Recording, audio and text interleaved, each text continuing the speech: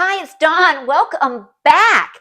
Oh my goodness, I feel like it's been so long since I've done a video and I haven't gone anywhere. I've just been so busy. It is finally fall. Labor Day has arrived, so the summer is coming to a close, which is so sad because it is getting cold here. The leaves are changing on the trees. They're starting to drop and the nights are cold. It was 10 degrees this morning when I went out for my walk. So I'm not enjoying that part of it, but the summer was absolutely spectacular. We spent a month hiking through Utah and Arizona, which was out of this world. We hiked 5 to 8 miles every morning. We were really on track with keeping on our goals of staying fit and staying healthy throughout our entire trip. We ate really well, and I do have a video that I've been trying to get together, but I had this crisis, right? Always some kind of crisis befalls. It just never fails to happen, right? So halfway through our trip, because I was documenting every day my trip on my Facebook page, halfway through the trip, my Facebook page got disabled for no fault of mine from some Instagram account that I've never heard of and have no affiliation with. Well, this just knocked me right out of the ballpark. I had no Facebook. I couldn't get on my page. I couldn't get on my business page for my cake decorating. I couldn't do anything. And I have been unable to get this back. Now, I have had people offer to get it back for $150, but it's Facebook. Like, should I really be paying $150 to get it back? So the fact was that we started tracking our vacation on my phone. So this was where we started at, that every day we would do, this is what we did today, blah, blah, blah, I had some pictures, whatever. And every day I kept going. Well, halfway through the trip, this happens to my page. Well, now there's no more trip. So then we had to switch over to my husband's phone. Well, now half the pictures are on his phone and we're having trouble getting them from his phone onto my phone. And there was just a lot of stuff going on. So that is why that video hasn't happened. Now, I'm not going to say that it's not going to happen because I am trying to compile some of those videos and some of those pictures into a video so that I can show you. But then I'm also sitting here going, well, do people really want to see my vacation pictures? I don't know. I can show you what's awesome. Utah, Arizona, Moab, Utah, Bryce Canyon, Grand Canyon. How can that be bad, right? Great vacation, great trip, great hiking. Super enjoyed it. Had an amazing time. We also spent some time down in Southern Ontario for a week down there. We've also been on some motorcycle trips. We went to Gananoque, and we've just done a lot of hikes in a lot of different places. So this summer has been truly spectacular for us. We have just been nonstop, staying on track with our workout, staying on track every day with our walking, making sure we do a minimum of 10,000 steps. And that has been a great goal for both of us. My husband's in probably the best shape he's been in a long time, and I know he feels really good for the upcoming hockey season. So he's really feeling good about where he is, and that's part and parcel to the consistency that we've kept up.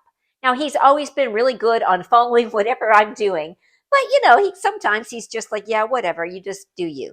So this was something that we really did together, and we really enjoyed the hiking and the walking, and we're planning another trip next fall, and we're going to do Oregon. So we are really looking forward to doing that. So that has kind of been our summer of just being out and about and walking. Walking has just come into play so much. Now, I've been walking for a long time. I've been doing the 10,000 steps a day. I've been doing the Get Fit with Rick and all that, and really, really enjoyed it. But getting outside and actually doing it in nature is totally different. It just, as you know, it's totally different. So we've been continuing to get out. Now, we have a park that is minutes from our house. Like, I think it's 8 minutes to get to the park. And it's a beautiful park. It's along a creek bed. It's part of the Trans-Canada system. And we can walk that. It's like a 32-kilometer hike if you want to do the whole thing. But we usually set our timers before we leave the house. We put them on and we set it for 30 minutes. We walk for 30 minutes and see how far we can get. Now, I usually mark it with a stone or a rock or a branch or something. And then I mark the trail as we go so I know where to get to the next time. So we're always trying to beat our previous destination. So we go 30 minutes out, then we turn around and we do 30 minutes back. And this has really given us between 7,200 and 8,500 steps each day, depending on how far we go. And if we detour and do a couple other things, there's a few hikes that we can go through the woods as well that we like to do. We also have one, again, extremely close to our home, that is the Parkway Trail, that is a paved trail.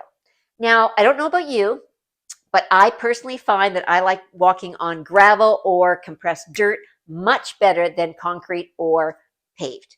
It's just a lot harder on your body. And I was having some problem with my knees. And this has kind of gotten to be a little worse. So I kind of stopped doing that, and I've made sure that I keep on the softer trails, and it's been doing a lot better. So it hasn't stopped me from walking. I am just aware.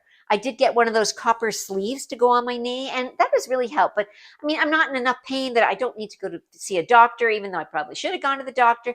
But it's just one of those things that is a little aggravating, and I'm not too sure if I had kind of given it a tweak when we were on vacation, but it's feeling really good now. So I'm just continuing. The walking is not bothering it. So we are continuing to walk every day until the snow flies. That is our goal. It's just to keep going and be healthy. So we've also been getting back into our regular workouts. Now, of course, all summer with just hiking, we really weren't doing any other strength exercise. I would try and do a couple push-ups every day, but now I've gotten back into my regular workout. So I am doing a review very soon about the Hamlin DeBell Sculpt 2 workout. Now, this has been an incredible workout. I have thoroughly enjoyed it. I did not purchase Sculpt 1. Now, if you followed me for a while, you know that I like free content. And Hamlin does have a lot of free content on his YouTube page. But he used to be on the Venmo page, and there was a lot more on there. Well, now he's switched to his own platform, and there isn't as much. But I have found this a really cost-effective workout because I'm going to do it forever.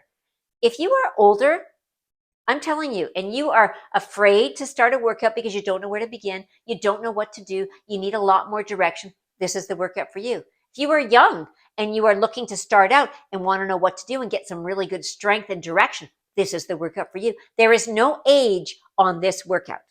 And I can't wait to review it for you because you are seriously going to love it. It is a worthwhile investment. I believe it was like $70, but I will talk about all that upcoming. So what is coming up now? Next week is going to be our first challenge because it's fall, right? And it is time for a challenge.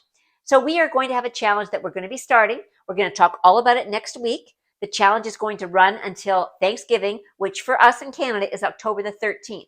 If you want to carry that to Halloween, that's fine. But for us, it's going to go till October the 13th. So get yourself in the mindset that you need to be in to start a challenge, right? Get under control, get the house cleaned out, get rid of the junk food. Just be where you want to be so that you are aware of what is going on and what you are eating. Get rid of the snacks. And that was the big thing for me. You know, we were really good on our vacation.